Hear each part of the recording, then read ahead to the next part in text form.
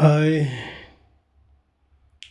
Praise lord. దేవుని నామానికి మహిమ కలుగునగాక. ప్రియా దేవుని బిడ్డలారా, ఈ సమాజంలో క్రైస్తవుడు కానీ ఈ విశ్వాసాన్ని నువ్వు ఎలా కాపాడుకోవాలంటే ప్రభు పైన ఆధారపడి నిన్ను నువ్వు కాపాడుకోవాలి. సమాజంలో ఈ తప్పుడు బోధలు ఎక్కువైపోయినాయి. తప్పుడు బోధకులు ప్రియ దేవుని బిడ్డలారా ఎక్కువైపోయినారు. ఎందుకంటే బైబిల్లో ఉన్న మాటలనే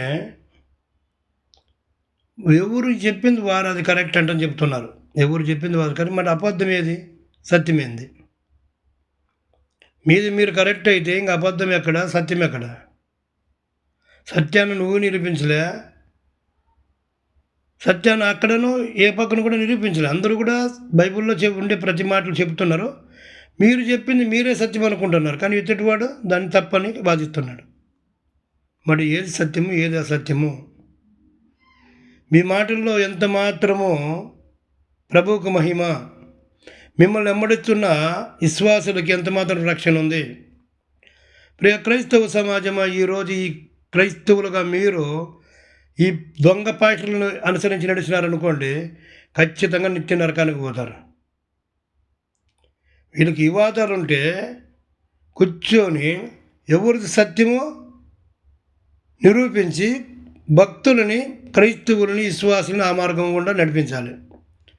మీది ఏది తేలుకోకుండా ఒక్కరికొకరు మీరు వివాదాలు చేసుకొని సమాజంలో ఈ సోషల్ మీడియాలో యూట్యూబ్ ద్వారా మీరు ప్రసంగాలు చేస్తూ మీరు డిబేట్లు చేసుకుంటే క్రైస్తవ సమాజము ఏమైపోవాలి? ఏదాన్ని అనుసరించి నడవాలి.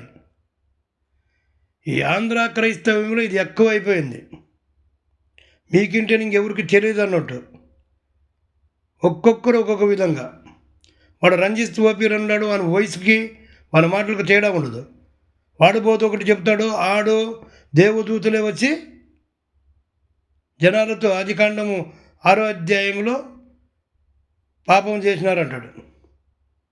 ఇంకొకరు అంటారు, ఇంకొక విధంగా చెప్తారు, ఇంకొక విధంగా. బైబిల్లో ఏముందో అది చెప్తే సమాజము నమ్ముతుందో ఇడుస్తుందో, నమ్మువారైనా రక్షింపబడతారు కరెక్ట్ అయిన ఉంటే. తప్పుడు బోధలు చెప్పుకొని ఎన్నాళ్ళు ఇలా క్రైస్తవ సమాజాన్ని మోసం చేస్తారు.